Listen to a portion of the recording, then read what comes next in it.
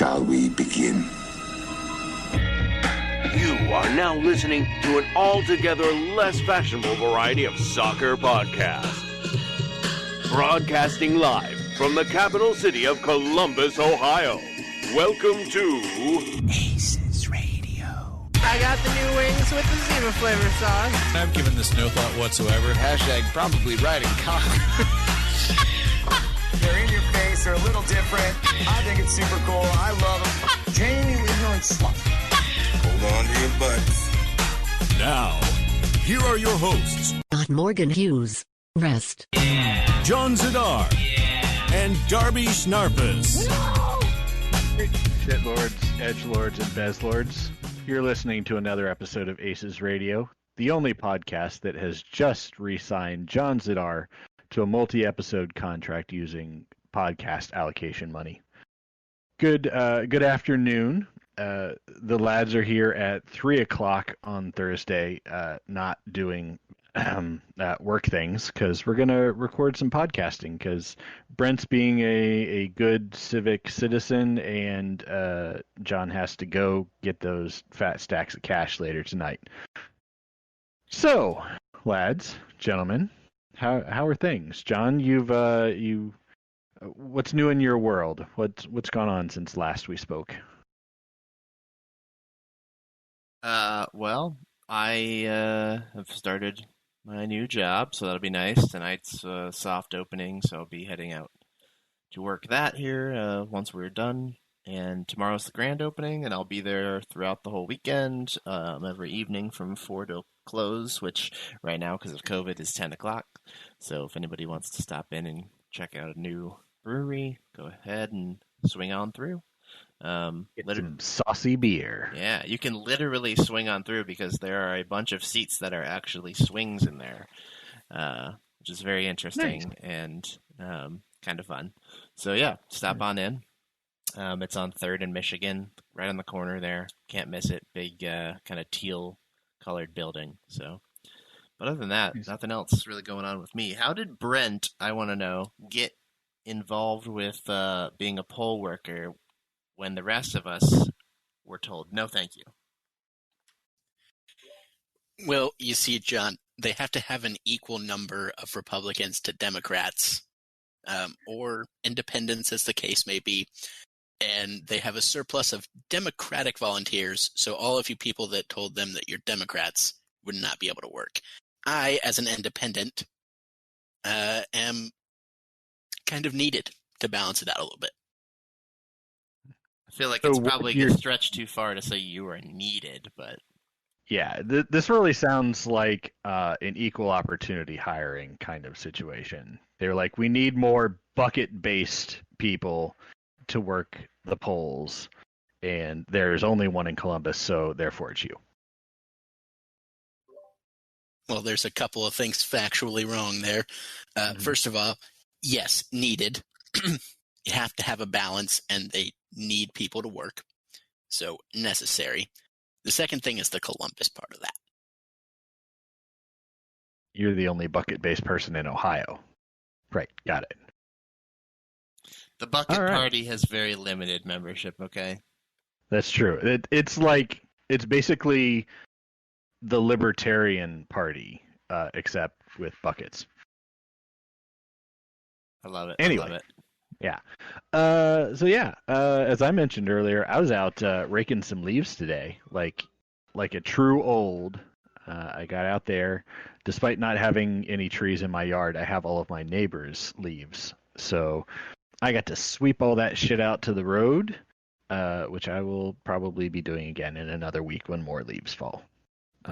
So there's that. You got the trucks with the vacuums on them or whatever? Yeah, since we're in the township, they come and they vacuum them up. In fact, the leaves are already gone. My other rationale for sweeping leaves into the street is to just keep people from parking in front of my house, but it turns out they're a little too efficient, and so they're already gone. That sounds lovely. Yeah, I'm very excited because I'm sure with OSU football starting on Saturday, my next door neighbors who love to have unsafe social gatherings, I'm sure they're really going to be tying one on. So I'm very happy about that. John, I think is the word. Is happy what I'm looking for. So you have viewed some maskless close contact action happening next door, Darby? Oh, for sure. Yeah. In fact, when the cops rolled by last Saturday at about 12:45 a.m. and flashed their lights to basically tell them to like stop being dickholes and turn their music down, there were probably 30 or 40 people in their backyard. It's great. Lovely. College kids, I assume. Yes. Yeah. I mean, they're very nice. The one time they came over and asked when they should shut things down when we were outside. But that was one of the nights we were outside watching a crew game, and we were also drunk, so it was, like more okay. This time I was just thinking, I'd really like to go to sleep. So they were out partying till late last night on a Wednesday? Oh, no, it was last Saturday. Oh, okay. Yeah. No, thankfully, there's been no week. If it were a weeknight thing, I'd probably be that old man who's calling the cops. On the weekend, it was like, and frankly, you kind of should be. I mean, there's acceptable levels of partying and noise, and then there's just straight disregard for anyone but yourselves. I mean, I'd go next door and knock on the door, but I don't talk to anybody in person anymore because I don't want to catch the COVID. Yeah. If you want to party it up and behave like that, you should live on campus proper, not over where you guys are. Yeah, this is probably brilliant for them because they don't have to deal with campus cops coming over and then, like OSU doing that. Don't they? I think they suspend students who get busted breaking the rules. Like there's some sort of academic probation bullshit they have to go through. Yeah. All right. Anyway, should we talk about soccer? I suppose so. I mean, I guess that's a thing. The good news is there's soccer to talk about that's not soul-sucking and agonizing, because as everybody who's listening to this very well knows, the Crew were 3-1 victors over NYCFCSC this past Saturday, Sunday, Tuesday. I don't know. Days have no meaning. It was Sunday. Sunday. Here we go. Yeah. What did you guys? What were your overall thoughts on the game? Specifically, I thought the first 30 minutes of that game were what we've been waiting for several weeks to see. There was a lot of fire, a lot of guys moving around, intercepting passes, moving to get open. It was a much more wide open game, the kind of thing that's actually fun to watch, as opposed to the kind of game that makes me want to throw myself in front of traffic. Yeah, those were kind of really the only good parts of the game for the Crew, in my opinion. I think ultimately the scoreline's a little flattering for them. I was thrilled to be wrong about the impending loss, but it was a much better performance over what we'd seen over weeks past. Still not what we should necessarily want as far as a full game is concerned. But that first half an hour or so was really good, and I think that they did a decent job of absorbing the pressure that came for the rest of the match. Your thoughts, at least in the first half, with the more interesting game that was going on.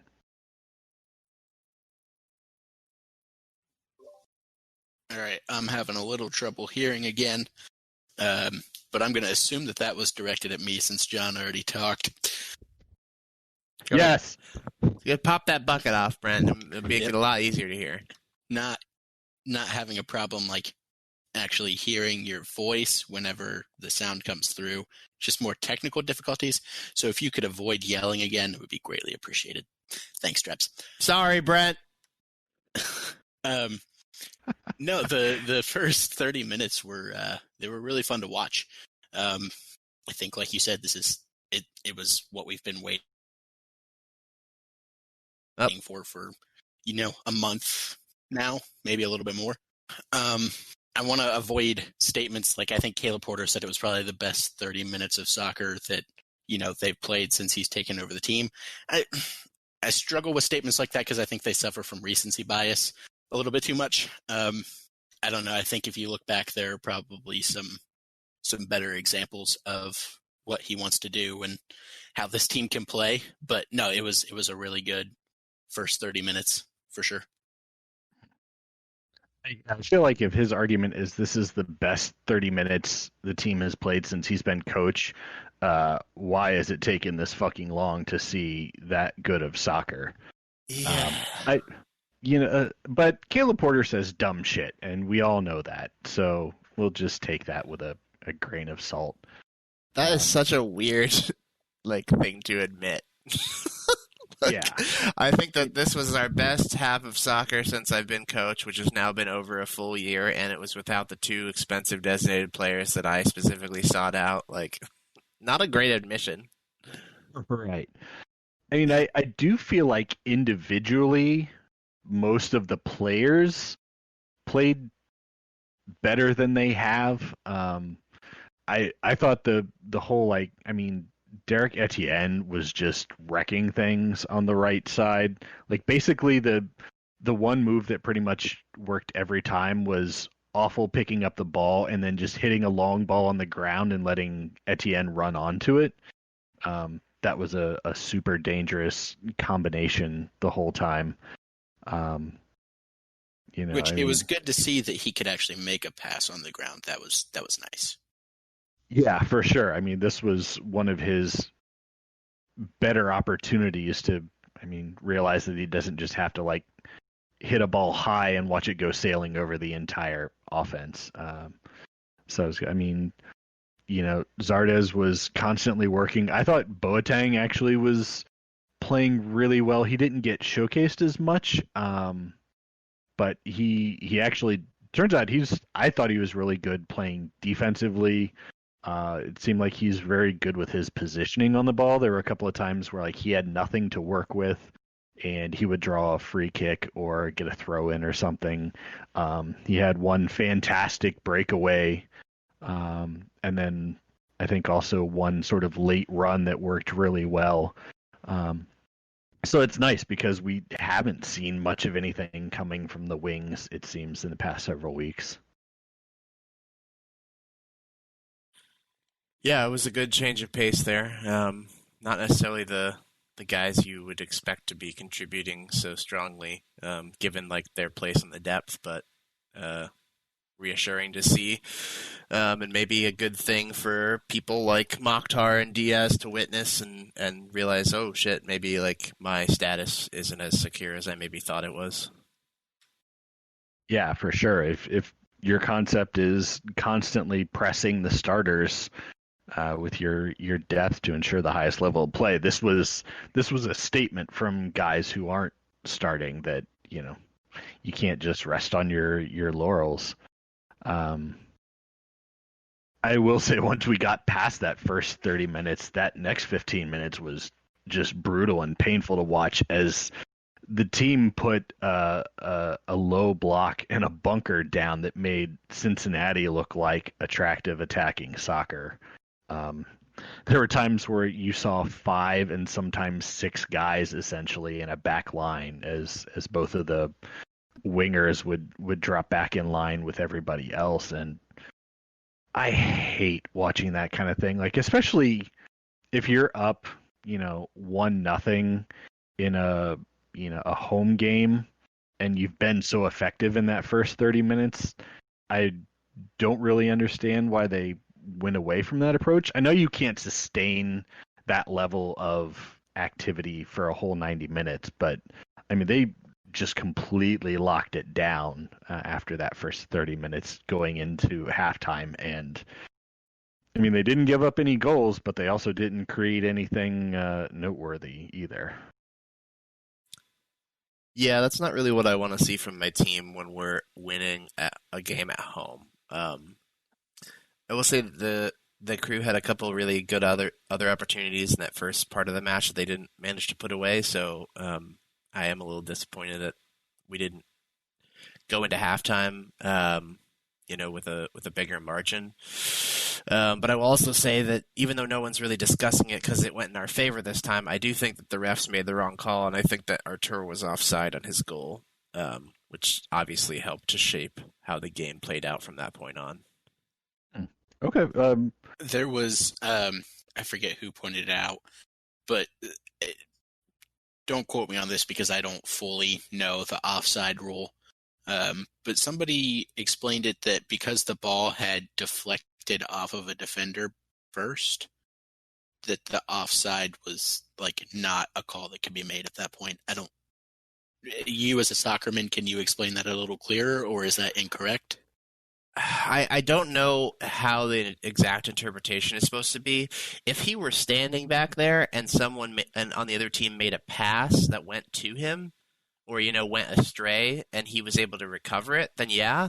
But I think because Giassi had control and a defender was making a tackle and the ball went to him, I think that he should be considered offside. Because the defender's screwed, right? Like, what's he supposed to do? Not make the tackle in case it goes to the offside player? Like, to me, I think that the correct call, in fairness' sake, would be to call him offside because he is blatantly offside. He's definitely ahead of the ball. There's no one between him and the goal except the goalie. Giassi has control. It's not like Giassi's fighting for control. He has control because he just took a touch to redirect it towards goal a second before it gets tackled away from him. So I don't know what the actual rule is. Maybe we can get Fichtenberg to tweet at us again with a response. He's been pretty good about that, but my understanding would have been that he should still be called offside. Yeah, I think. Oh, sorry, Brent, you cut out there a little bit. I think the argument is probably that the NYCFC defender actually played the ball when he got it away from Giassi. It wasn't a deflection. So by an NYC player actively playing the ball and it going to Artur, then that is what keeps offside from being an issue, I think. Right. Yeah. I mean, to me, that still seems like it's wrong because he's making a goal-stopping tackle, and the ball, in doing so, goes to a guy who's offside. I don't know, though. I don't know the nuance of it enough, but... Yeah, and they did review it on VAR and allowed it to go through. So, not that, of course, means that they got the right call, but they did take the time to check it out, at least. Yeah, anyways, just something I wanted to bring up. I don't know if Brant has more thoughts on it, but after all of the happenings from the last few games where the refs kind of took away goals or whatever from us, I felt it was only fair that I bring it up. Yeah, no, I mean, it's fair to bring it up as a talking point. Like I said, I don't understand the nuances of that rule enough to really say that was an incorrect call. But I think overall, it was a fairly well refereed match, at least as well refereed a match as you'll probably see in MLS. There were certainly still some missed calls and some mistakes made, but it was nice to have a game where refereeing is not going to be one of the main talking points for me. I agree. I think that it was a much better game as far as from a reffing standpoint than the last few. I will say I just tried to look it up real fast on the FIFA rules, and I want to read off a couple things here that lead me to believe that the call should have been made. So an offside offense would be considered when a player is in an offside position and being there prevents an opponent from playing or being able to play the ball by clearly obstructing the opponent's line of vision, or challenging an opponent for a ball, or when attempting to play the ball, which is close when this action. Wait, what? That sentence is kind of confusing. Okay, so let me jump down here to this next thing. gaining an advantage by playing the ball or interfering with an opponent when it has rebounded or been deflected off the goalpost, crossbar, an opponent, been deliberately saved by any opponent. So that right there is what makes me think that it should have been called offside, because I don't know if saved referring specifically to a goalie, but I mean that slide tackle or that tackle, whatever kind of tackle it was, I mean definitely stopped Giassi from getting a shot off. I don't know. Maybe I don't have enough understanding here still, but I just wanted to read those couple lines that I just read. I thought they maybe made it seem more clear, but maybe they didn't. Maybe it didn't. Yeah, I mean, I definitely think had Giassi taken a shot and it deflected off of the defender, then I think Artur's offside. But I think because the defender actually just played the ball without there being a shot, so it's a deliberate play and not a deflection. That's my guess, but I'm no fucking ref. I'm too old and fat and lazy to be one. So. All right, so I just watched the video about 5 times, and I think I'm actually going to side with John on this. That tackle was pretty clear that the defender barely got the ball poked away from Giassi, and it rolled over Giassi's foot to Artur. So I don't think you could really call that the defender playing the ball. That was Wait, what part is him not playing the ball? He took a deliberate action. He hit the ball with his foot. That's playing the ball, right? I don't think it was last off of him. I think it rolled over Giassi even after he touched it. And I don't think when you talk about playing the ball in that context, I don't think a tackle like that would be considered. It would have to be like a pass to their teammate, right? Yeah, that's what my understanding of making a play would be. That's why I used that example earlier. Like if he was standing there and he, like in instances where like a defender will pass it back to the goalie and it's either not hard enough or it goes off path and an attacker is able to intercept it. That would be a misplay by the offensive team, and so that guy wouldn't be offside for all considered purposes because he wasn't actively pursuing the ball. He was able to receive it based on a mistake by the opponent. I don't think this is the same thing. So just hypothetically, if there's a scenario where a defender goes to clear the ball, like not a toe poke, but he's just going to kick the shit out of it and knock it out of bounds, right, to save the play. Let's say he clears it and it goes off of, Giassi's face and goes in the goal. Is Giassi called offside in that context? Well, it would depend. If a defender's doing that, then realistically, you can't be offside if your team doesn't have the ball. That's the other thing you have to consider. So if your team doesn't have possession, you can't be offside. So. Right. The way you're describing it, it sounds like the other team has possession, in which case, no, Giassi wouldn't be offside because he can't be. Well, I would say like a loose ball that gets cleared, right? That's sort of what I'm saying here. Like a defender rushes in because there's a ball in a dangerous spot. It would depend on where he was when the ball became loose, right, and free of possession of either team. Because it's like one of those situations, right, where somebody's offside, a pass is made towards them, they don't touch it, they let it run on, and one of their teammates runs onto it from behind them, and the play continues, because technically the offside player isn't part of the play. So while he was offside, he didn't participate in the play, nor did he impede the defense in any way, so the play is allowed to continue. Yeah, see, I'm as I rewatch the video, I see a defender. His tackle dispossesses Giassi, which, I think means in that sense New York has possession. No, tackle is not considered possession, I believe. Okay.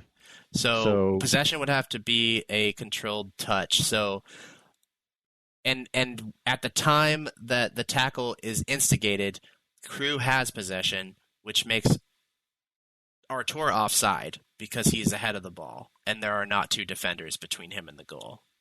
It's just him and the goalie. Okay. I guess then I just see a defender who makes a deliberate play on the ball, a desperation play, but a deliberate play. Yeah, no, I'm not arguing that. For him. I definitely believe it's a deliberate play as you're defining it, Darby. I just think that he had no other choice but to make the play, and Artur, if he had not been in an offside position, would not have received the ball. You see what I'm saying?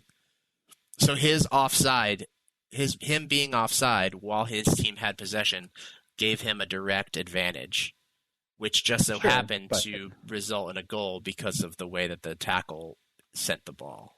Yeah, but I mean, you shouldn't be able to just do whatever because you're desperate in defending. Well, no one's doing whatever. He's making a legal tackle. What do you mean? Well, you said like he was making a desperation play and there was nowhere for the ball to go except to Artur. Well, yeah. I mean, well, when you're making a desperation tackle, your objective isn't necessarily to play the ball a specific way. It's just to get it away from the attacker, right? So, it's if the decision is I make this tackle and it goes to Artur, or I don't make this tackle and one of the leading goal scorers in the league gets a free shot. What are you going to decide? Well, but his decision doesn't matter, I guess is what I'm saying. He played the ball. He didn't. It wasn't a deflection. He played the ball. He caused the ball to go to Artur, and I think that's right. What invalidates the offside. But part of the rule here in the offside is being offside. You don't have to even interact with the ball. Just being in an offside position and having that affect the way in which other players behave is enough of a reason to call you offside. It's like when it's like when somebody gets called offside on a shot because they're screening the goalie, right? You didn't play the ball. You're not touching the ball at all, but you're interacting with the play in a way that affects the way other players are able to perform in that moment. Anyways, I don't think we're going to make a decision on it right here and now. I think this is a really interesting conversation. I'd love to hear what other people think about it, but yeah, it might also be interesting to see if, like, say an instant replay on MLSsoccer.com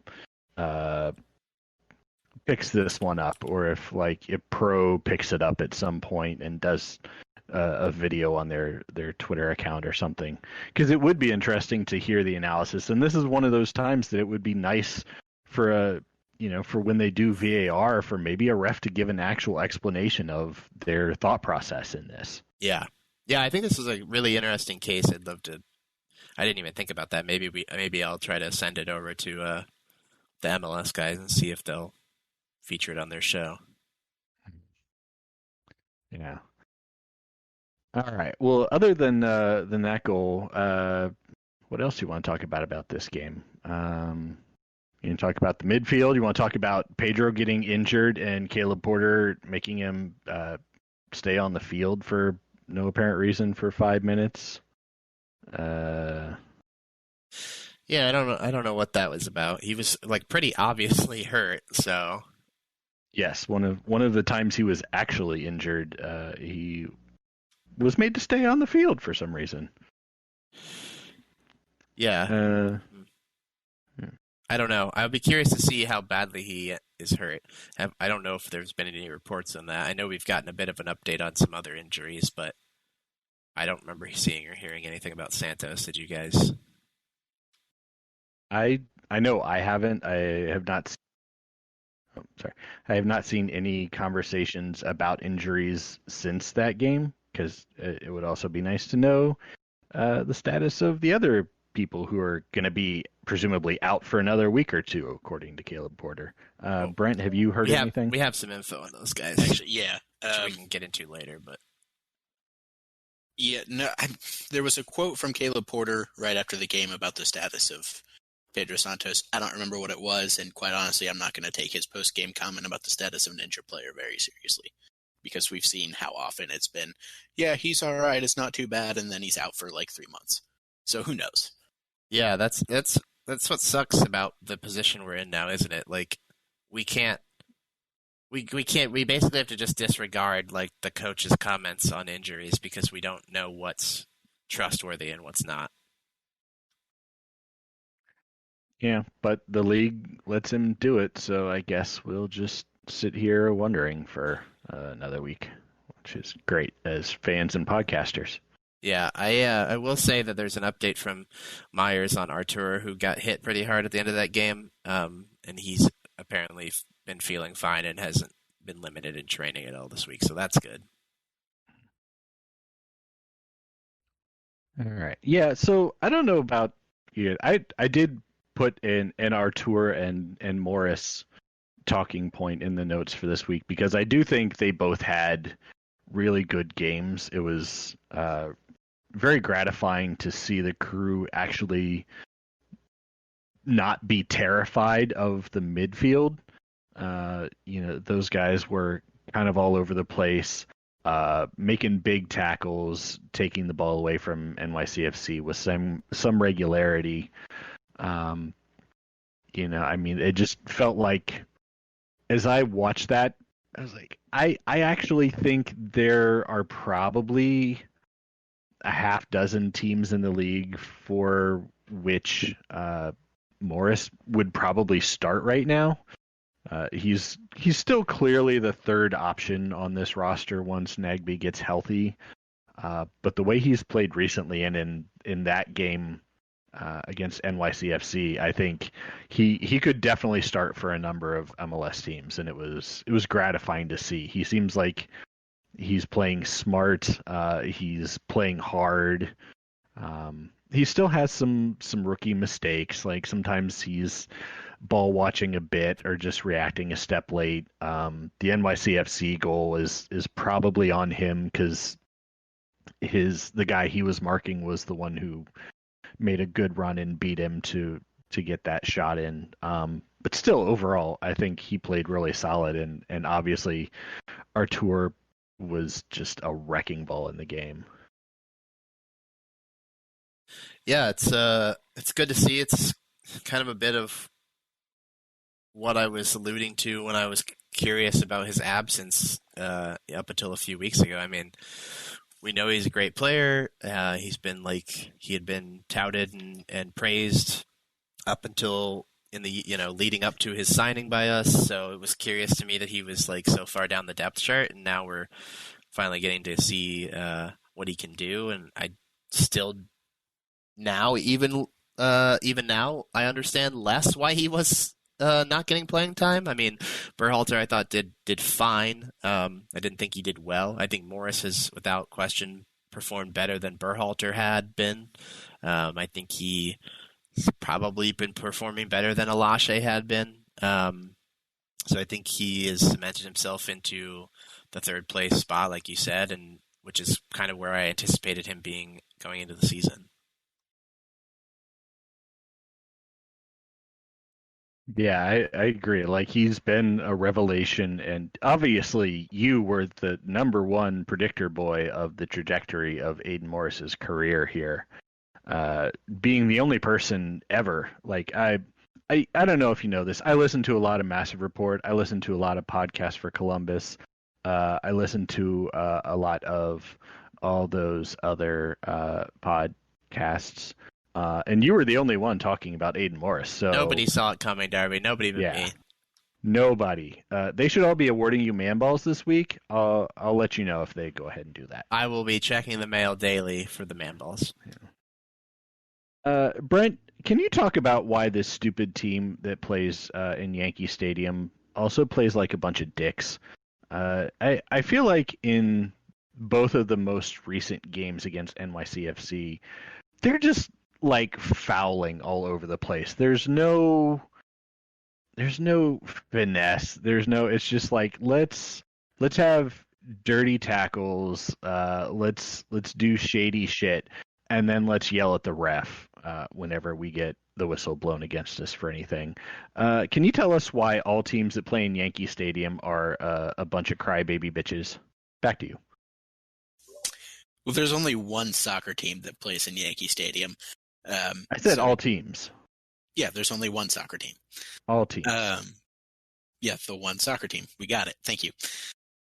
Usually when teams play like that, it's because they're not very good. Which I don't know. I think NYCFC should probably be a little bit better than that. They actually have a decent roster, and I feel like they could actually play pretty well. But yeah, I don't understand why they seem to always play so rough whenever we're facing off with them. Yeah, I mean, obviously they're a quality team. Just based on their standings, they have a lot of talent. In this game, if you look at the box score, it's one of those they probably should have won. I mean, they outshot us. They had 87% passing accuracy to our 75%. They had almost 60% of the possession. So those seem like numbers that indicate a team that should be, playing a high quality game, and yet they just, especially, let me just say, Anton Tinnerholm can eat like the biggest bag of dicks ever. It seems like every time they put the camera on him, he's fouling somebody and making his angry bully face. So that guy can get gonorrhea and die in hell. Yeah. They were very aggressive. I mean, they got their first yellow only 10 minutes into the game. They only ended the game with 3 yellows, which kind of surprised me. And honestly, I kind of was surprised that one of them didn't end up getting a red. I'm looking at it right now, and it looks like about half of their fouls came in the first 15 minutes. So like, I don't know if they were just like overly amped and hyped and thus aggressive, but yeah, it was kind of rough. There were some rough tackles. Then again, I suppose a convincing 3-1 victory is a nice way of responding to that. Hashtag scoreboard, John. Oh my God, you love to see it, Darby. All right. Any other thoughts on this game before we go and talk about other things and also stuff? Nothing particularly. That second goal was really nice. Insane pass by Etienne and really nice clinical finish by Pedro. But the pass was especially crazy. I mean, it was quick. It was on the ground. It sliced through like 5 defenders. Like, more of that, please. Luis Diaz, take notes. I can't believe we almost stopped talking about this game before we pointed out that Pedro had the game-winning goal. Drabs, how does that make you feel? I'm fine with it because Pedro will never get an easier goal thanks to all of the hard work and skill that Etienne showed. He just stole the soul of the defender who was marking him on the outside and then passed to beat 4 other defenders. So when one player takes out literally half of the NYCFC roster in one play, whoever he passes it to had better fucking put it in. I would like to just state that Brent said a few minutes ago that he agreed with me and that Artur should have been offside. So technically, in the proper timeline, Artur's goal didn't count, which means that Giassi Zardes scored the game-winning goal in the Cruz 2-1 victory. And Miller, your thoughts on that absolute roasting from John Zidar? No, the scoreline was 2-1, and Pedro scored the second goal, so that. But by your own admission, would have been the winning goal. Artur shouldn't. No, that would have been the tying goal. No, it would have been. It would have not. It would have been neither. It would have been the first goal of the game. I think that's right. It became 2-0, and then it was. I'm not wrong about my logic. You don't have to agree with my alternate timeline, but you're wrong. Pedro's goal was the second goal, and if you take Artur's third goal of the game away, Artur scored the first goal of the game. Brant, how high were you in watching this? Are you sure it wasn't the third? I'm sure it was the third. No, it was literally the first goal of the game. I'm looking at the box score. Seriously, he's so drunk. Yes, dude. It was the only goal in the first half, too. We just spent like 45 minutes talking about how he was offside during it. When you click on the timeline for the game, first goal, Artur, 25 minutes, 17 seconds. Pedro Santos, 49 minutes, 40 seconds. Valentin Castellanos, 54 minutes, 35 seconds. And then Giassi Zardes, 92 minutes, 30 seconds.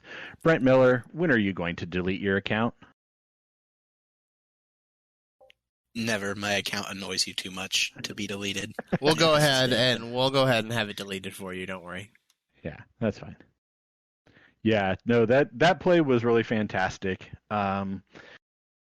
Also, Jossie, I believe that is the second goal or penalty kick this season that he's had stopped and had to be cleaned up. Um, I Yeah. actually at the time was advocating maybe to let Diaz take it as one of those build up your confidence sort of things, but also maybe Jossie isn't the PK guy. I think there's no shame in not being that person. There's generally only one per team. And I think he was maybe he was still shaken from the one that he skied because this one it was on the ground. It was not particularly close to the corner of the goal. Like it basically hit Sean Johnson like right in the stomach. So I think he's maybe in his own head a little bit about PKs. But he had the wherewithal to clean up his own mess, and that's really what you want to see then. Yeah, I think that it's probably time for Jossie to admit that he's not the PK taker, and there's nothing wrong with that. But yeah. Yeah, I mean, Kai Kamara wasn't the guy when he was here. Isn't that right, Brent? Ignoring that and moving right on, I don't think that Zardes would be if you had all your players healthy. I mean, Zelarayan is probably your first choice PK taker. Probably. Sure. Yeah. So, I mean, unless you want Pedro, Darby, to be your PK taker, Zardes is next in line. Again, I would have liked to seen Diaz because he's got a hell of a leg. He hits the ball hard, and that's all I ever want to see in a PK. I'm not interested in stutter steps or misdirection or Panenkas or any of that stupid bull crap. I want somebody who hits the ball hard and just makes the keeper make a save. Why do you hate Federico Higuain? I mean, he wasn't great at penalty kicks, Brent. No, I don't he know wasn't. if you know this.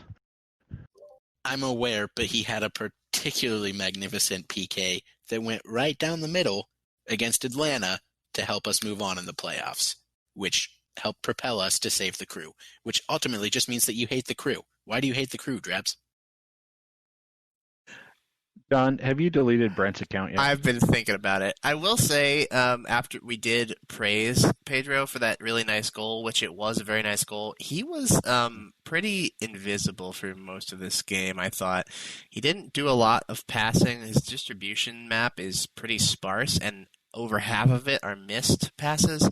He's got a couple key passes here, which is great, but it's not the type of involvement I would expect to see from the central attacking midfielder. Well, I guess he wasn't playing that role for much of this game, was he? But still, a lot of his stuff is centrally located, so I don't know, just not really what I'm looking for still. He's still so up and down. Yeah, I thank you for saying it. I had that in my notes, but I didn't want Brent to accuse me of being a Pedro hater. My notes were Pedro first half invisible, bad passing, then actually got hurt, and for some reason Porter didn't bring him out right away. It wasn't a good game for him. He only had the one shot, which it went in, so you can't be mad about 100% hit rate on your shots. But yeah, there's a whole lot of red on his passing map, and in fact, at that point, two of his successful passes were long balls that went into the corner, which is maybe not ideal for what you're looking to do. Well, and which we know didn't result in goals either, because that's not where our goals came from. They didn't come from passes that were dribbled out of the corner. His goal obviously was off of a throw-in. The other one was the penalty, and Artur's was obviously not from the corner either. So those balls, while impressive on the map, didn't amount to anything. Yeah. But, Brent, I was going to give him a flyer, Brent, and then John rightfully pointed out that he continues to be the worst player in the history of the Columbus Crew. Yeah, like he's only got 3 successful dribbles the entire game, and 3 dribbles the entire game, and only one of them was successful. So like that's not something I would like to see from my central attacking midfielder either. And granted, he did come out with an injury, but he played more than 2/3 of the game before that, so not much of an excuse. Yeah, but I mean, I guess if he's going to have a bad game, it's at least a game where it seemed like everybody else was stepping up. So that's good. All right. Anything else for this one then? All right. I don't think so. Moving the fuck on, because there's other crap we can talk about. We'll run through this stuff pretty quickly. So I don't know. So Brent, did you have an update about the injuries? I still hadn't heard anything other than that Rumen, Nagbe, and Zeller were about out an hour ago. Okay. Yeah. So I don't know that Aloy Room was included in this, so I'm still not real sure of his status. He was. Yep. He was? Okay. Yep. So the 3 players that are out are apparently going to be available in, quote, some capacity at Houston. So I would expect to maybe see Aloy Room get the start, possibly.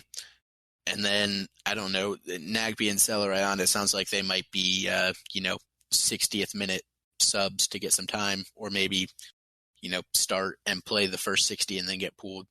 But it sounds like we'll see them at least for a little while this weekend. Brent, what if some capacity means they're going to be carrying luggage for the other players? Well, I mean, given Caleb Porter's propensity for exaggerating how soon players will be available, it wouldn't surprise me at all. Yeah. What if their capacity is they are capable of watching the game on television at home? Well, it's Jacob specifically says here that Caleb said that all 3 players will factor into Saturday's match. So I would assume that means that they will all at least be on the bench. It's such weird, dodgy language, though. He said they'll still have to evaluate how much time they'll get, and Crew 96 will manage their usage in the final 5 games. So what I would expect is, I wouldn't be surprised if Room is back, but I think Brent's kind of got it spot on there. If the other 2 we may see as later game subs, if at all. Because you want these guys, if these guys are going to come back, we've clinched our playoff spot now, we're not going to get the shield, so there's really not a whole lot in contention other than seeding. You're going to want these guys to be healthy for the playoffs at the very least. John, I'll remind you that nobody's going to get the shield this year. Oh my God. Bront, oh my God. In the business, this is what's known as a sweet-ass transition. Do you guys want to talk about that happy horse shit now? Yeah, we can move on to that. There's not much else to say about these injuries. Yeah.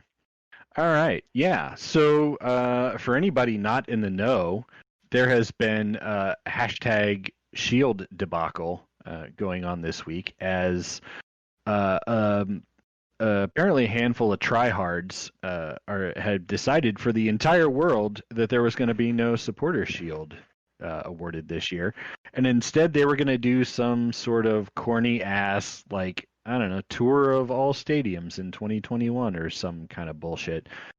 And we all learned that there are 5 people who were handpicked to run some sort of dumb nonprofit organization whose only job is to handle the supporter shield. And they decided they were going to take their plate and go home. And then the entire universe told them they're dumb and they suck and they make bad choices. And now they're revisiting that. Brent, did I miss anything in that highly unbiased and thoughtful analysis of what has happened? No, for once in your life, I think you actually hit the nail on the head. That was a pretty good summation. Do you have any other thoughts other than my awesome summation, which will be now shouted from the rooftops for the rest of your life? Well, first of all, you're not going to be around for the rest of my life, so... You're going to shout it from the rooftops. You're going to talk about how great I was. I await the shouting. Yeah.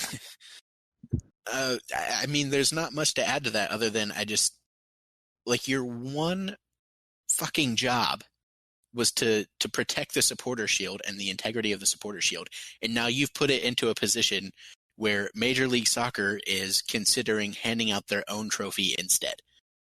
Like, your one job you have just failed at and given the league an opportunity to do something that they've wanted to do for a while, which is to get rid of this fan control trophy.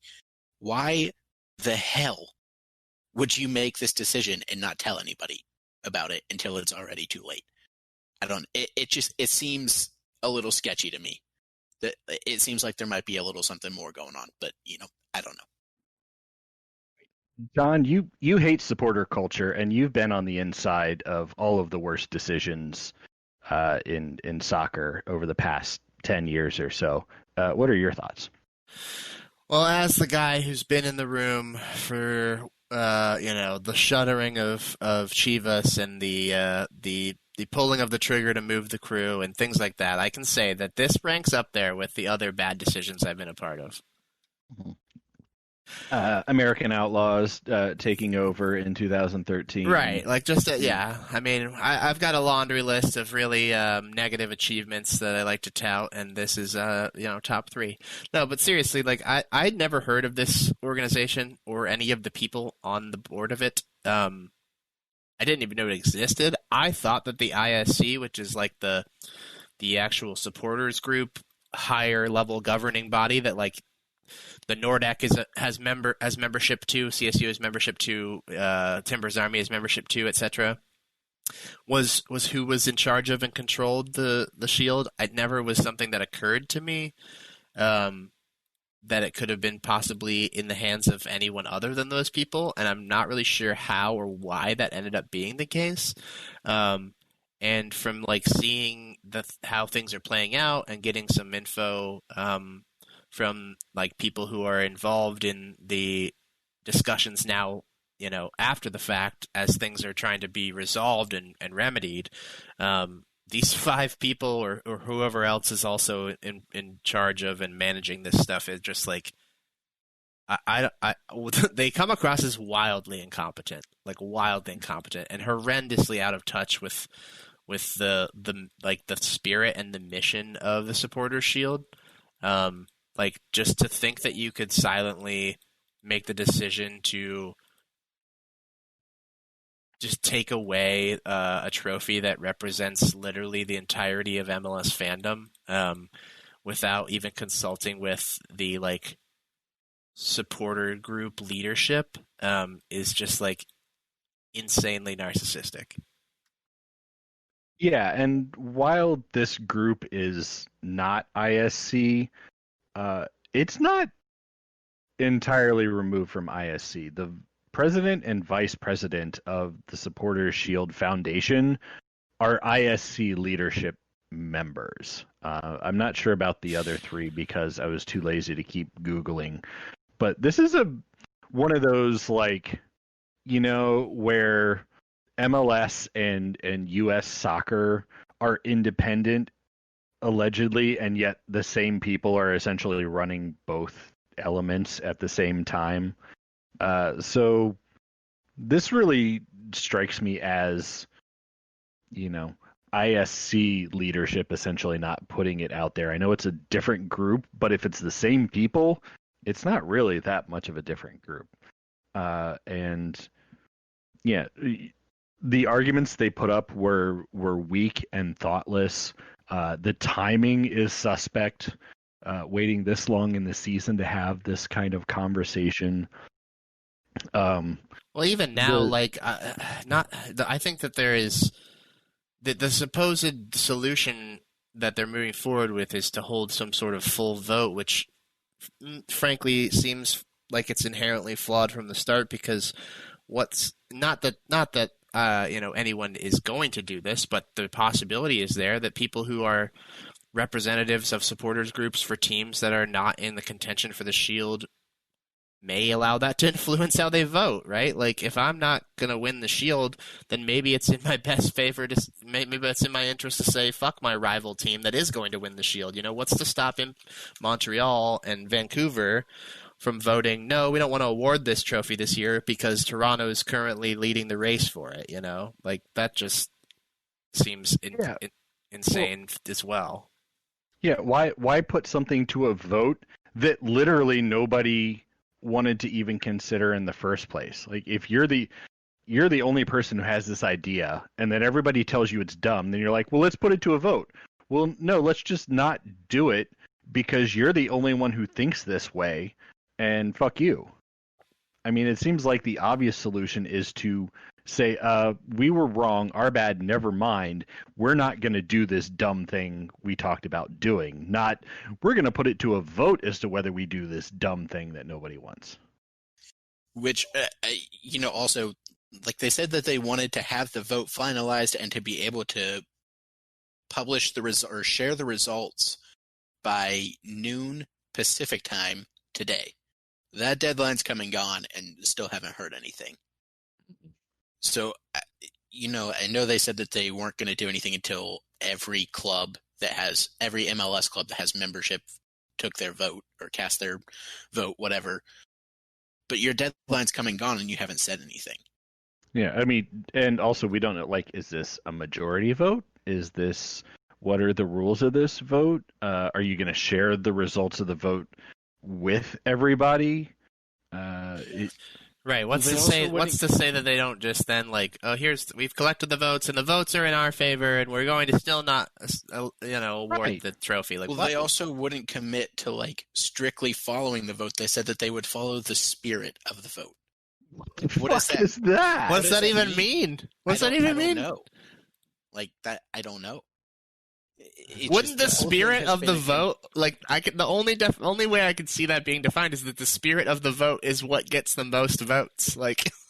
You're right. Yeah, that is literally the spirit of the vote. Oh my god. Yeah. So the whole thing has just been a complete shit show. I mean, you had at least one member of this Supporter Shield Foundation going on Twitter and trying to, play the victim card. I'm a person and all your criticisms are contributing to my anxieties.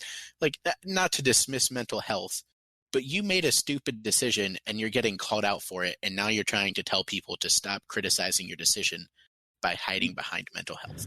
Right. Yeah. You didn't consider ridiculous. You didn't consider the mental health of all of the fans who you made a unilateral decision for.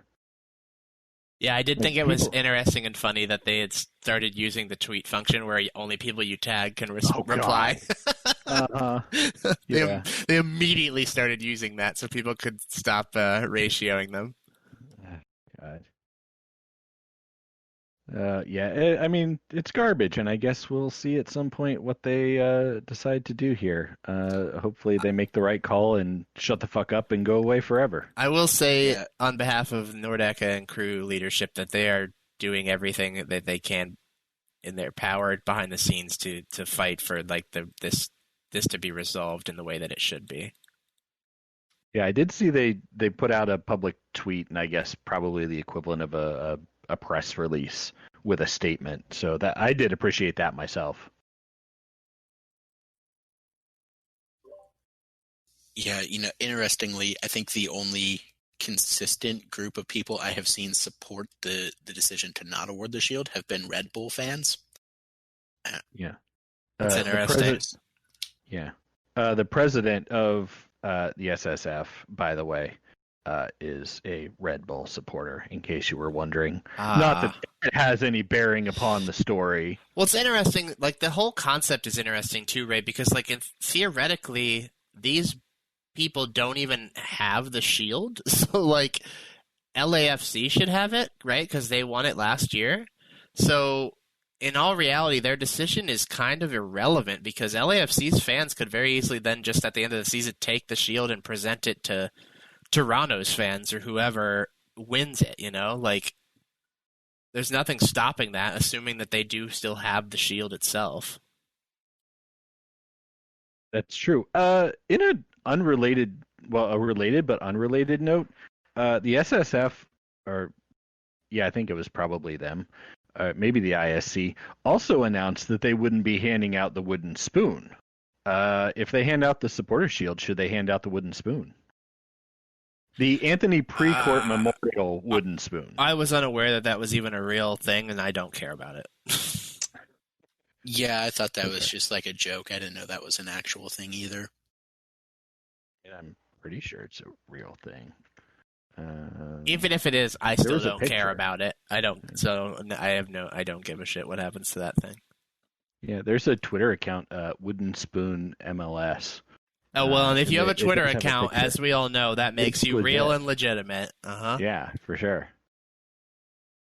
So, okay. But anyway, I just thought I'd throw that out there. Anything else on the stupid supporter shield stuff? No, I think that the overall fandom has made its voice known of what it wants. So if anything other than that happens, I would be really disappointed, and I would hope that the people responsible for all this, even if things do go the way they should go, I think the people responsible for this need to be potentially removed from their positions. This is a pretty negligent behavior.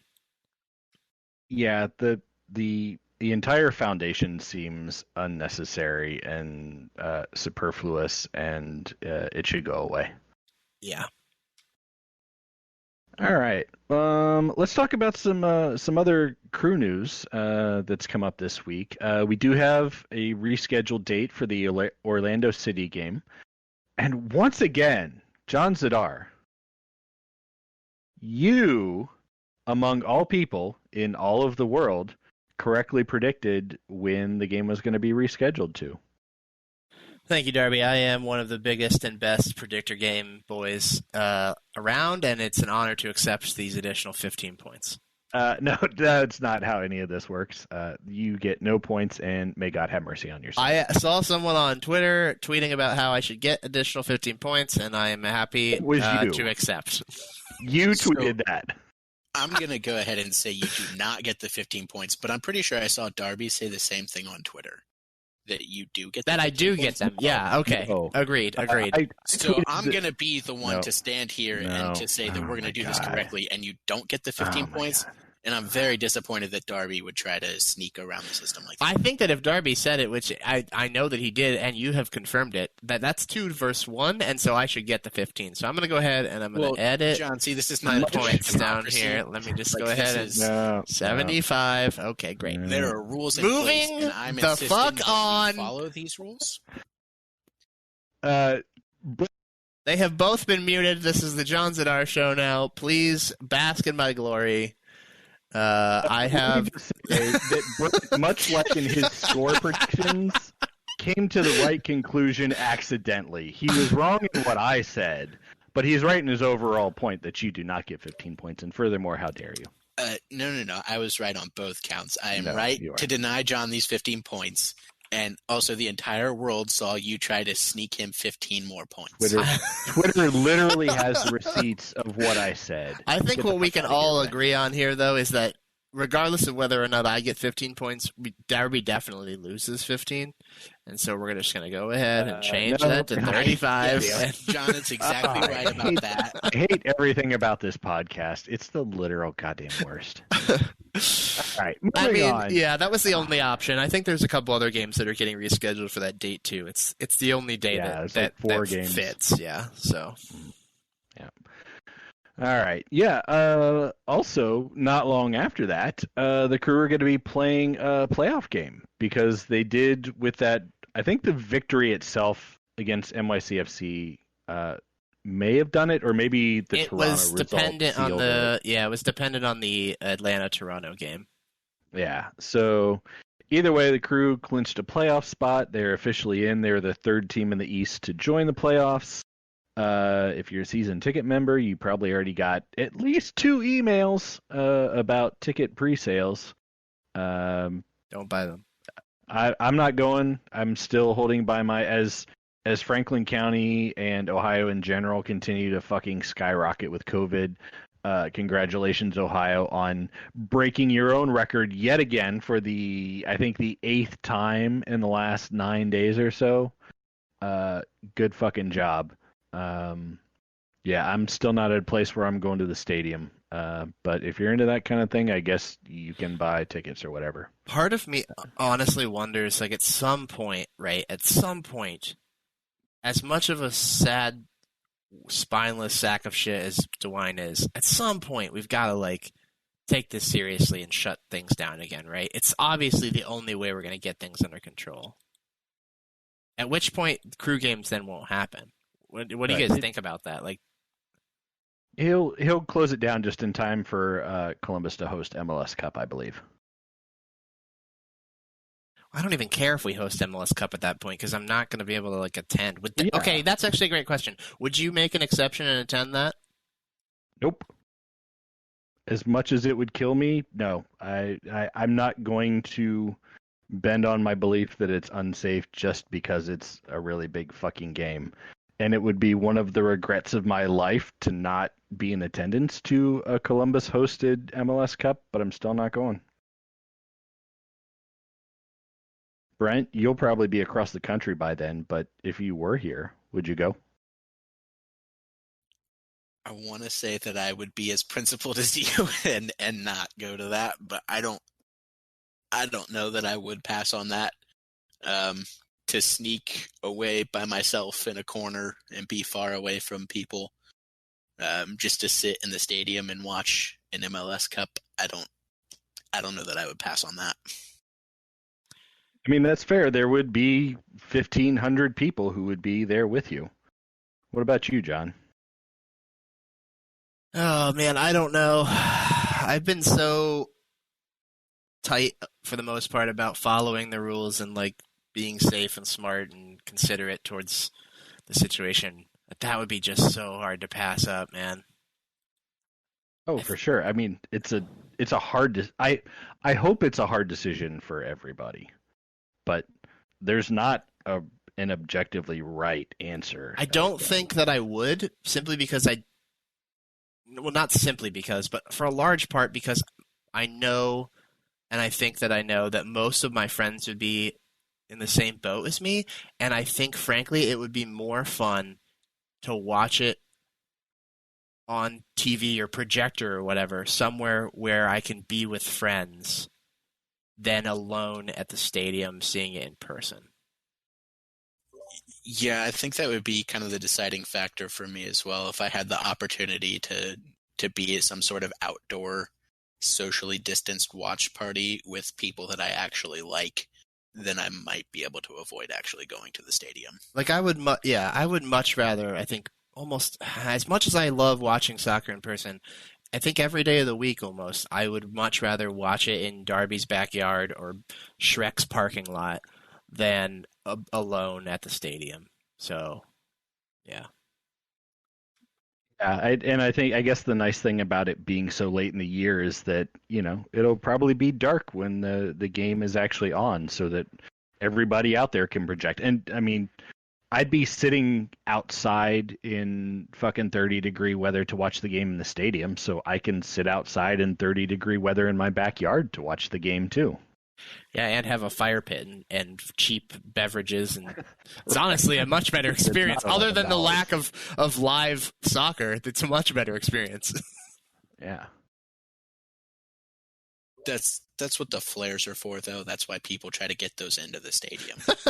So if you guys would stop fighting them on that, we could have that kind of heat. Oh, okay. What if we just lit you on fire? I mean, that's what the fire pit's for. All right, you heard it here first, folks. Next time you see Brent in person at a tailgate, feel free to light him on fire. Or at a backyard watch party, too. Yeah. All right. In other news, today Jonathan Mensah got his contract extended by the team, while per MLS policy, no fucking details at all were provided. It is multiple years, and it apparently uses allocation money. So congrats to the continuing champion of the crew captain competition, Brent. Are you happy about this, or do you hate it because you hate things that are good and awesome? I'm not the one that hates Pedro Santos and Kai Kamara. But no, this is awesome. I'm glad that we were able to re-sign John. He's become one of the top center backs in the league. So to be able to lock him down for a few more years, I think is a really good move. Yeah, John, I also appreciate, apart from his development into a top center back, what he brings as a captain. I think he is more vocal and more of a leader in a demonstrative way than we've had in quite a few years. Are you happy with this? Yeah, I think this is one of the most obvious roster decisions that the team's made in years. Like I said, I think he's much more active as far as being a leader, both on and off the field. He's obviously just like a fucking great person, great guy, beyond just the soccering stuff. So I'm happy to keep him around. He's one of the best center backs in the league. He had a rough start to his time here, but he's really come into his own and really embraced not just the team, but I think the city and the people and the fans. And I'm happy to keep him here as long as we're able to, and as long as he's, doing well. And, he's the kind of guy I'd love to maybe see finish his time out here if possible, and keep him around. Yeah, for sure. I mean, you're right. It's one of the easiest decisions I think they've ever had to make. He's just 30 now, so he's clearly got plenty of tread left on the tires. Good move by the team, and nice that they didn't wait until the end of the season to do it. So, all right, let's move on to our question of the week. You skipped one. What now? You skipped one. Oh, right. Okay, sorry. Who wants to talk about this? Because this is a art thing, and I just saw that it exists, and it literally affects me in no way. So, do you want to talk about it, Brent? Is this I can introduce it. I just figured some people would have opinions to share. But if you haven't seen yet, the team has partnered with the Nordica to develop a stadium opening patch for jerseys next year. And the partnership with Nordica is that they're opened a design contest where anybody can submit their design ideas, and then the team will whittle them down and then put it to a vote, is I think the way it works. So if you're interested in that, there are instructions on the crew's Twitter on how to do that. But John, I know that you kind of have a disdain for design contests. Does it affect your opinion at all that this wasn't directed at like up and coming art hopefuls, but more like just fan engagement? Yeah, I'm all for fan engagement, obviously, but I am very strictly against design competitions and art competitions. They continue to lend credence and perpetuate the concept that art is not like a legitimate trade skill, which it is. It's no different than any other job, and it's frankly, as like a member of the industry, it comes across as like insulting. And if you want something artistically done, you should pay to have it done. I mean, you don't hold competitions for who's going to cook you dinner or who's going to perform surgery on you. You don't ask them to perform practice surgeries and then you pick who did the best job. That's just not how any other profession works. And it just, it goes back to the concept of like, oh, well, artists should be content to work for exposure. The amount of eyeballs it's going to get is going to be great for you, like things like that. Like, no, like we don't pay our bills with exposure or, any different than anyone else does. Money is how we do that. So, if you want to get a wide variety of options, that's great and that's fine. Hire a couple different people and then have them produce work and take that collection of work and then hold a vote for fans to choose or something like that. There are alternatives that can result in something similar to what you're going to get from this, but do it in a way that is respectful to artists and designers, and still ends up with like a quality good thing that is, something that fans have had a say in. I'm very adamantly against this. I will never have anything kind to say about design contests, be them from the crew or whomever. So I've been posting about it on responding to their social media posts, but I don't suspect it will make it a difference because if they've come this far, they're not going to back down on now. So.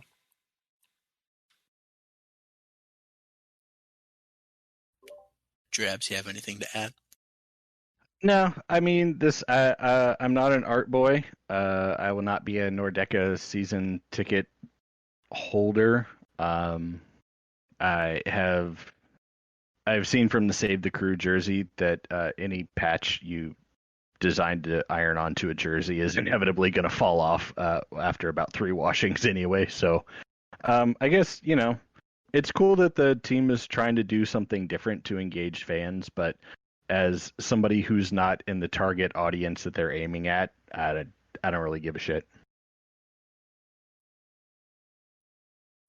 What do you mean by the target audience that they're aiming at?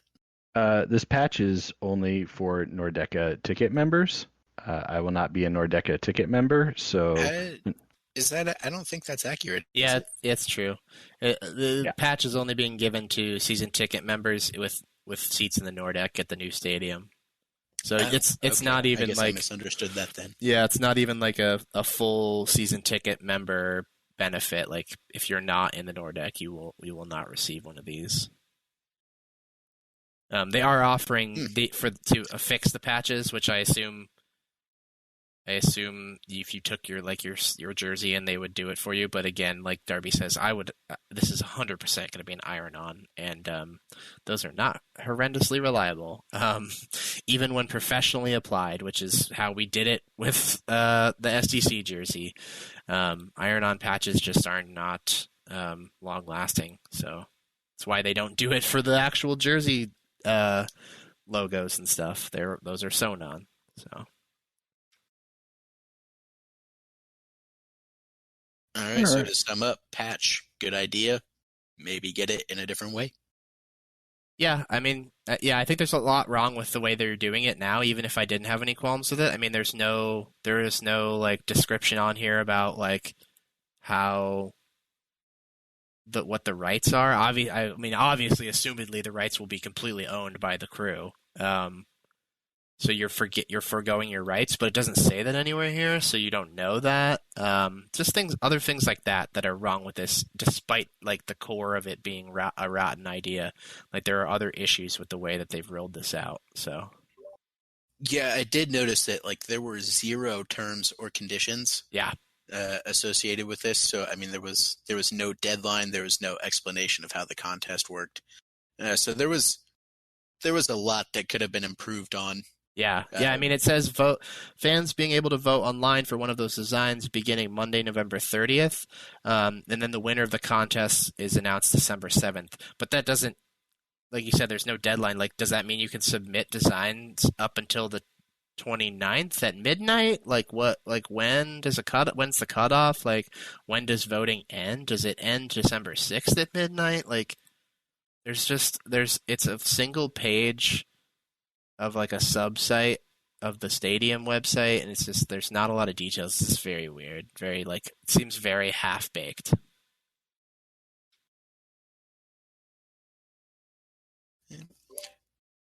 All right. Back to you, Drabs, for whatever you were trying to start before you skipped over a thing. Right. Sorry about that. I was just going to talk about our question of the week, lads. And this time, for I believe the first time this season, the question of the week comes from somebody who is not currently on this podcast. We had a submission on Twitter from the account at Shawshank FC, which represents supporters in, I believe, the Mansfield area. And they sent in the following. What crew player needs a WWE entrance theme, and what theme would it be? Actual themes only. Now, let me preface this by saying that literally nobody on this podcast watches wrestling, so we have no fucking idea what any actual themes would be. The only one I think I know is the old American Hero one from Hulk Hogan in like the goddamn 80s. So we're just gonna basically, I think we're gonna throw out our idea for sort of like theme music or walk-up music. Does anybody want to go first? No. As I watch John mute himself. So he doesn't have to talk. All right, I'll go first. I don't know the name of the song because it's instrumental. Maybe this is an Andy Stanky thing that he can reply. There's something that's very slow and methodical, and I think it's like oboes or something where it's like do do do do do do do do do do do do do do, where you just envision like a line of elephants sort of slowly marching along. It might have even been in like Fantasia or something because I have kind of a cartoony image in my head. And that would be the walkout music for Fernando Adi. About? It would be the walkout music for Fernando Adi every time he casually moseys onto the field and then just kind of plods along for the last 10 minutes of the game. Here to hear first, folks. Fernando Adi is a lazy cartoon elephant.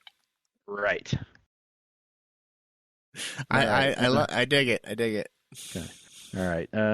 What do you think, John? What's your theme music for a player? Oh man, I didn't know this was our question until right before we were about to start, and I have no legitimately good answer for this. I've never seen a moment of. I mean, I've seen a moment of wrestling, but I've never watched it. Never had any interest in it. So I don't know, man. Maybe just like. Maybe Born to Run from Luis Diaz, because that's about all he's done so far this season. I like that one. It. Yeah. All right. What do you got, Brent? All right, that was pretty good. I don't know. Again, just like you both said, I don't know anything about wrestling. But I guess the first thing that popped into my mind was Vito Wormgore entering to Monster by Skillet. I don't know. That was the first thing that I thought was Monster by Skillet. Yeah. Drebs. Yeah. Just don't. Yeah. Just okay. Just don't. The Monster Mash by the Pots and Pans. Got it. Cool. All right, moving on. Look it up. Look it up real quick. No, I'd like to get this it doesn't podcast fit done. the theme. I mean, people can look it up after the show and send it to me, and I probably won't click the link. Moving on to man balls. Brent, you don't get to talk first. John, who are you giving your man balls to this week? Oh boy! All right, my man balls this week are gonna go. Nope. That's not how it works. Listen here. First of all, my man balls are going to go to the midfield lads that we discussed earlier. I think Artur and Morris really deserved them. I think they're a big reason that that game went the way that it did, and that they both played really well. Honorable mention to Etienne. All right. I'm going to give my first man ball to Etienne. I think he was the most dangerous player on the field for either team. That was a fantastic game, and I was actually a little bummed to see him come out. My second one will go to Morris. Congrats to Artur for his first goal, but I think Morris was he was just throwing out some amazing tackles and getting balls away from NYCFC every time they started to get something moving. So this was probably his best game so far as a pro, and I was pretty impressed. Should we let Brent give his man balls, or should we just skip him this week? I would like to hear Brent's man balls. Okay. Brent, slap your man balls up against the microphone, please. I will not do that. And I think the listeners will thank us for that. Nobody wants to hear that. First man ball will go to the combination of the midfield lads that we mentioned earlier. That was really solid play from both of them. Okay, so that's your two man balls. Great. Okay. Nope. You can't give out. Ball. You can't give joint man balls to players. That's not how that works. Yes, you can. No. Midfield tandem. No, Brent. No. All right, the second one goes to Jonathan Mensah. Congrats on your contract extension. Let's go, Cappy. I can't Honorable mention to Wait, Caleb Porter. No, you can't keep adding people. I'm not adding. I said honorable mention. You did three man balls and then you honorable mentioned. Get the fuck out of here. Honorable mention to Caleb Porter for his 100th professional win. He was sitting at 99 for 10 games or something stupid like that. Why are you honorable mentioning that? because I don't think it's an impressive statistic. Yeah. Brent, what if I told you he could have had 100 wins last season if he hadn't shit the bed for 15 games? It took him over 350. I don't want to spend a lot of time on this, but it took him over 350 games to get there. That's not great, Bob. I understand. I don't think it is great, which is why he didn't get a man ball for it. He got an honorable mention. I just but wanted it's to still bring a it cool up. thing to be able to say 100 wins. Okay. Whatever. Brent gives out the worst man balls in the history of Aces Radio. Congratulations. Moving on. Let's preview some games. We got 2 coming up before the next thing where we talk to each other. Game against Houston, who are 4-7-8. They are 10th in the West. It is a road game for the Crew. Houston has won 1 game in the past 10, John. This is the best kind of scenario you could look for a road game at this point in the season. Yeah, this is another, I mean, we've been saying it a bunch lately, but this is a must-win type game. This is a should-win type game. There's no reason that the Crew should drop points here, even on the road. Houston is not a good team. And again, like, we're being sold the idea that this Crew team is a contender, especially if we are going to be seeing field time for the 3 big stars that have been missing from this roster. There's like, there's the proof now against NYCFC, also a very good team, that this Crew team can get the job done when they need to without those 3 guys. And so with those 3 guys returning, the excuses are what few there were, are really drying up. So I don't have any necessary statistical or strategical analysis for this game, but I do expect them to go there and get 3 points. They really need to, and they really should. Brent, your thoughts on game against Houston on the road?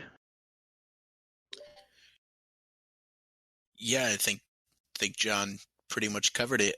Houston has been not good this year. You've just had your statement game where you have shown the world that you, at least what you want people to believe, is that you are not the team that shit the bed against Cincinnati and Montreal. So now that you've had that statement game, it's up to you to follow it up with a couple more games that were similar to what we saw in the first 30 minutes of that game against NYCFC. And it's even more so when you get Aloy Room and you get Lucas Celeron and Darlington Nagby back. There's no more excuses for this team. Yeah, Houston lost at home to Nashville 3-1 on Wednesday the 14th. Before that, they lost at Miami. They're not good. You need to win this game, especially after the showing against NYCFC. Got to take that momentum. This is a time you need to start hitting your streak going into the playoffs if you want something to happen. All right, so let's talk about the Union now. That's going to be the second game. That will be a midweek game? No. Wait, where are we? I don't even know. No, so the... No, that'll be... Actually, I think you've got it wrong, Darby. I think you're... I have dates wrong. I sure do. Yeah. Yeah, we have a game. We played DC on the 28th, not Philly. See, I jumped ahead one. Okay, so we played DC United, who are terrible. They're literally bottom of the East, 3-10-6, 14th in the East, negative 16 goal differential. They're averaging 0.8 points per game. I'll just say they're bad, and they got rid of Higuain, which makes them worse. They managed to win at Cincinnati. Otherwise, let's see, that's 5, 6, 7, 8, 9 games prior to that without a win. It's got 3 wins all year. Yeah. So yeah, that's going to be another one of those. You got to get a result from that. So it's a road game. So we have 2 road games back to back, which is rough. But those are 2 teams you'd want to play on the road. Yeah. Anybody have any DC thoughts? This is another game that's a must-win, should-win. I mean, this is 100%. This is as easy as it gets, you know. I mean, this is on par with the Cincinnati game. as far as what the potential should be. I mean, this should be a multi-goal drubbing. Now, with that said, we saw what happened with Cincinnati, and I think there is the potential for this to be another trap game. I think that it's gonna depend on what kind of roster we see. We know that the roster without Room, Lucas, Darlington is not reliable. It's up and down. This could be the kind of game where if those guys aren't present to lead and to set an example, the team plays down to its competition, and gets beat or something surprising. But they really should go there, and they should go there and take points, and they should do it in a pretty dominant fashion. It's nice to have an easy game like this at the end of the season because the next 3 games are going to be considerably difficult. So I think that the Houston game and the DC game are probably our last easy chances for points. Any thoughts, Brent? Yeah, this is as close as a chance as you'll get to show that what happened against Cincinnati was a mistake. They're very similar teams. I think you can take anything that we have said before we played Cincinnati and you can apply it to DC. There is no excuse to come out of this game, even if it is on the road in DC, to come away from here without 3 points. There's no excuse for it. No matter what lineup you trot out there, you should be good enough to take 3 points from this United team. For sure. Six road points at this point in the season. You're putting pressure on the Union then for that second spot, I think. Because every team's going to be scrapping for every point. So, 6 easy road points, you can't pass that up. And while the Crew are great at home, they're not that great on the road. So boosting that, it's nothing but good things going into the playoffs. Yeah, and just another little point here about how I was talking about this could be a trap game. DC's last game was against Cincinnati. It was away in Nippert, same place we played them, and DC managed to win. So, just something to consider. Yeah. All right. So we're frankly, guys, we're trying to get John out of here. As far as recapping the predictions, no, you're good. But we predicted wrong against NYCFC last week. We suck. Therefore, there's no change in the prediction standings. John still has a very slight lead over me, and also very distantly behind me, Brent. And Morgan's still dead. #rest. Let's talk about some predictions. Weird how the this distance game. Between the lead so versus big. you, the lead versus me, are different, even though we have the same amount of points. It is weird. It's weird how that happens, Brent, and yet I don't make it up. That's just how it is. No, I think you do make it up. Brent, would you like to go ahead and give a score prediction for the Houston game? Not really. Okay, I'll put you down for a 5-0 Crew loss. Jeez, I don't. Man, taking into account everything that we just said about how Houston's not really that good this year, if we get these guys back, I think that's an emotional boost. I'll go with a 2-1 Crew win. Okay. What do you think, John? How insane is Brent with his prediction here? I think that's a relatively reasonable one. I don't think that the stalwart defense of the first half of the season is reliable anymore, so I'm hesitant to ever kind of predict shutouts at this point. But I do think that we'll beat Houston. They haven't been getting scored on by a lot, so 2-1 sounds nice, but I think I'm going to go 2-0 because I do think that they can get the shutout. It's just a matter, especially if Darlington is out there. My belief in the defense rises with that, and Room. I think he does a lot of organizing from the back that is missing when he's not on the field. So I think 2-0 for me. All right. I want to be optimistic against after the NYC game, but it's still a road game. I'm going to go with a 1-1 tie.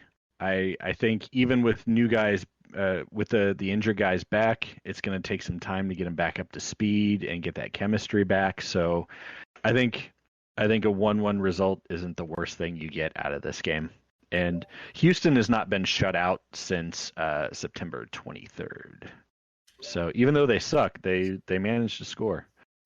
All right. Darby's going to be in sole possession of last place next week. Darby, they just lost to Miami on October 10th, 1-0. Oh, but I mean, other than that, yeah. Okay, fine. So yeah. Moving on. I'll throw out. We'll switch order up here. I'll do my score prediction for DC first. I think there's going to be rotation, probably more in this game. That being said, DC is epically bad. This will be the game that I will call for a Crew win. I'll say 2-1 Crew against DC. Let's see. Brent, you go next. All right. I'm going to say 3-0 Crew victory. All right. Looking for the big win. John, what do you got? Yep, Brent took it right out of my mouth. I'm thinking 3-0. If things are on pace as we seem to be being led to believe with the players, they'll probably see substitution appearances this week, and then an easy game against DC feels like the right time to start them and then take them out early. So I think we can get a pretty comfortable lead on DC and then sub out the big names to give them a little extra rest going into the final stretch. But I think 3-0 seems manageable against the worst team in the league. My God, so much Sunshine Brigade today. You love to hear it, lads. All right, Brent, I'm perfect. I didn't miss anything. Anybody else have anything to say? No? Okay, great. Let's wrap up this episode. What do you say? I'm ready to whisper. All right. And all Lord Guillermo's people said...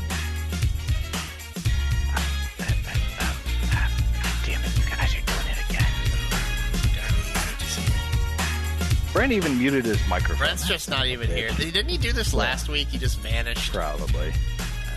No, that's not what happened at all. I always mute my microphone when I'm not speaking. He does, that's true. He's the only one that follows the rules besides me. All right. Bye.